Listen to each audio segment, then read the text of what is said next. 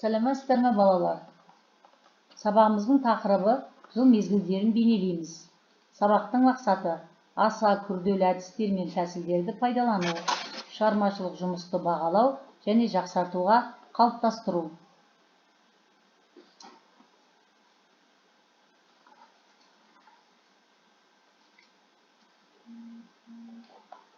Бейне таспаға қарайықшы.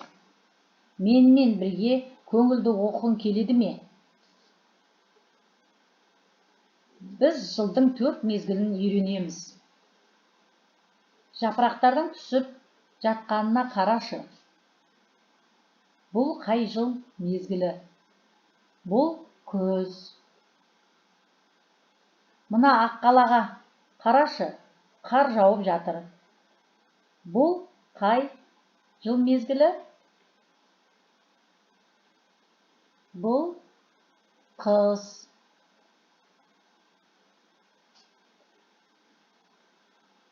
Гүлдердің қалай гүлдеп жатқанын қарашы, құстардың әнін тыңдашы. Бұл қай жыл мезгілі?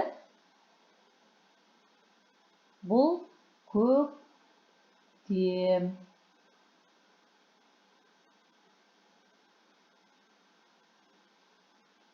Мына жағажайға қарашы.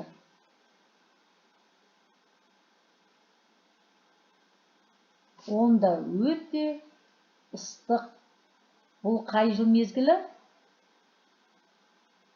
Бұл жаз. Ақылдым, мен сені мақтан етемін. Жыл мезгілдері туралы түсінік. Жыл мезгілдеріне сипаттама шығарма ретінде. Жылдың 4 мезгілі ауысып келеді. Жыл мезгілдерін көктем, жаз, күз және қыс деп бөлу оның мезгілдік өзгерістерінің заңдылықтарына сәйкес келеді. Бірақ табиғаттың жергілікті жер жағдайына байланысты өзіндік ерекшеліктері бар. Осыны жергілікті жердің табиғатының мезгілдік кескінінен байқауға болады. Көктем табиғаттың жаңарып түлейтін кезеңі. Көктемнің басында күн қызуы бірден бірге күшейіп, жылылық ұлғайып, қар жамылғысы еріп, жануарлар мен өсімдіктер дүниесі қайта түлеп бүр жарады. Ауаның орташа тәуліктік температурасы 0-ден жоғары көтерілген кезден көктем басталады деп есептелінеді.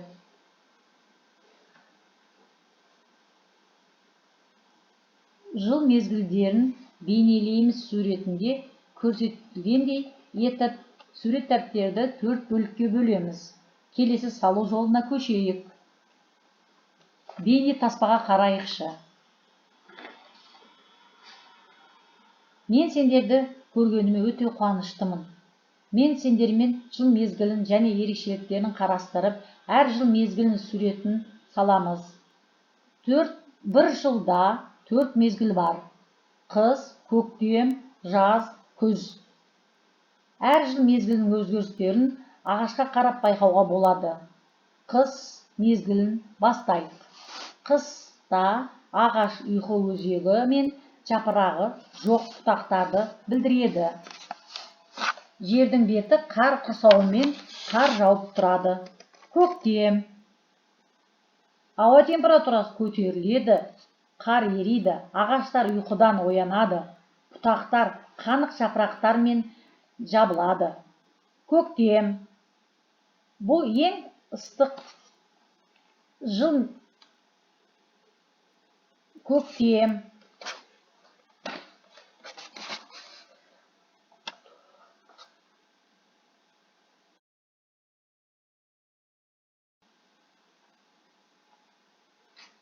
Көктемнен кейін жаз мезгілі. Бұл ең ыстық жыл мезгілі.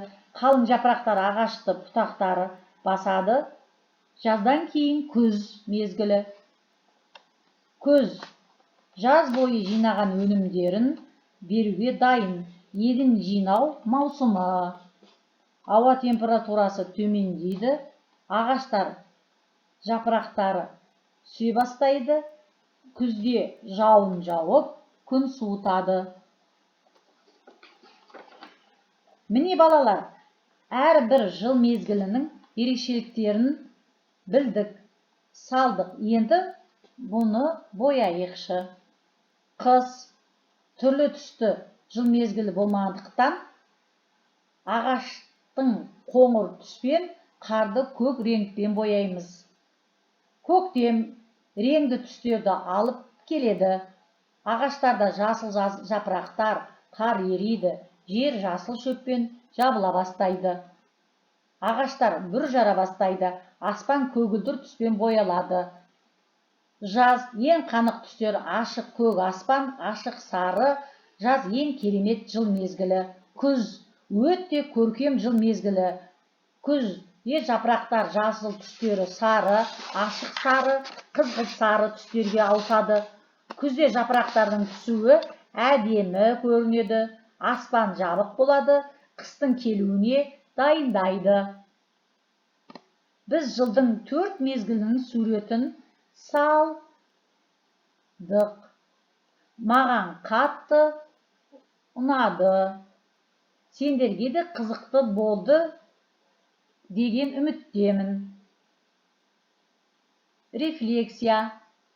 Егер сізге сабақ ұнаса, түсінікті смайликті таңдаймыз.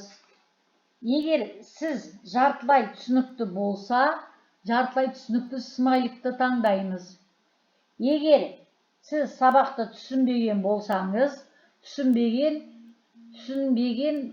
жоқпын смайлигін таңдайсыз.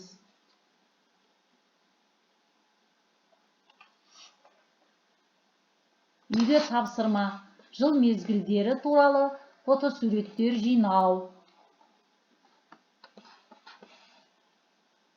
Сабағымыз аяқталды. Назарларыңызға рахмет.